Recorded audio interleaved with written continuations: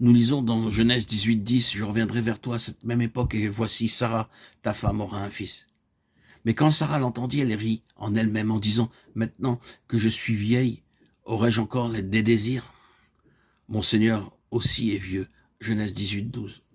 Et l'Éternel répondit, « Pourquoi donc Sarah a-t-elle ri ?» Genèse 18:13. C'est ainsi que le diable essaie de mettre des doutes dans son cœur. Dieu savait d'ores et déjà que le doute viendrait dans les pensées de Sarah. Aussi apparut-il avec amour pour ôter son doute. De temps en temps, Dieu envoie ses messagers pour encourager et fortifier son peuple quand il est très découragé. Parfois, il emploie même des lettres ou des livres pour réconforter nos cœurs. Dans Genèse 18:16, nous lisons qu'Abraham marcha avec des hommes comme Enoch marcha avec Dieu, non pour recevoir quelque faveur de leur part, mais pour avoir simplement la communion avec eux. Ensuite, les deux anges se rendirent à Sodome, mais l'Éternel continua de parler personnellement à Abraham. Alors l'Éternel dit, « Cacherai-je à Abraham ce que je vais faire ?» Abraham deviendra certainement une nation grande et puissante, et en lui seront bénies toutes les nations de la terre. Genèse 18, 17, 18. L'Éternel disait en quelque sorte, « Abraham est mon ami, je le reconnais, et je ne puis rien lui cacher. Je l'ai vu, je sais combien il prend soin de sa famille. Maintenant, je vais lui révéler le secret de mon cœur. Le temps est venu pour moi de juger les gens de Sodome et de Gomorrhe. » Abraham se tint devant Dieu tandis que les anges se rendaient à Sodome et à Gomorrhe. Et l'Éternel parla un seul à Abraham. Étant son ami, il lui parla en toute liberté. Il n'envoya pas ses anges pour parler à Abraham, mais il vint personnellement pour lui parler.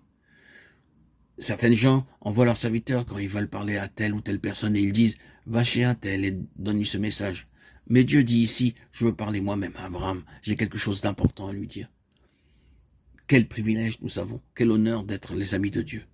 Imaginez un instant que Dieu lui-même vienne nous voir pour nous parler. Mais avant tout, nous devons être mis à l'épreuve et trouver digne de ce privilège. Dans Genèse 18, 19, l'Éternel dit « Je le connais, je sais qu'il commandera à ses fils et à sa maison après lui de garder la voie de l'Éternel. » Dieu avait observé Abraham et sa famille constamment. Il avait vu qu'il avait fidèlement donné le message de Dieu à toute sa famille.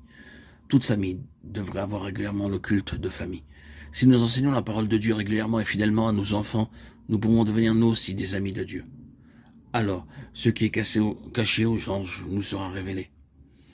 Quand Dieu annonça à Abraham le jugement proche de Sodome et Gomorrhe, ce dernier pria en leur faveur et devint hardi en tant qu'ami de Dieu. Nous aussi, nous pouvons avoir la hardiesse et la liberté d'intercéder pour d'autres et demander grâce et miséricorde pour ceux qui se trouvent dans les ténèbres. C'est ainsi que nous pouvons devenir des collaborateurs de Dieu.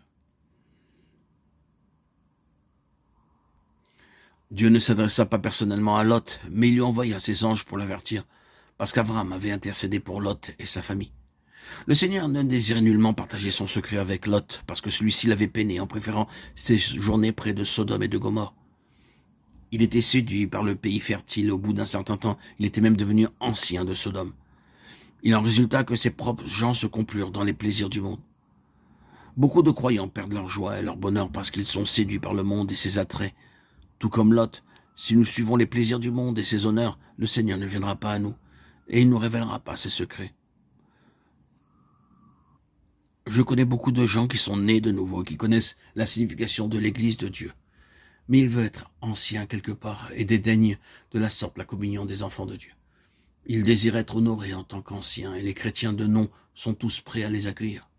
Ils seront sauvés comme au travers du feu, mais tout ce qu'ils auront fait ressemblera au bois, à la paille et au foin, et sera brûlé.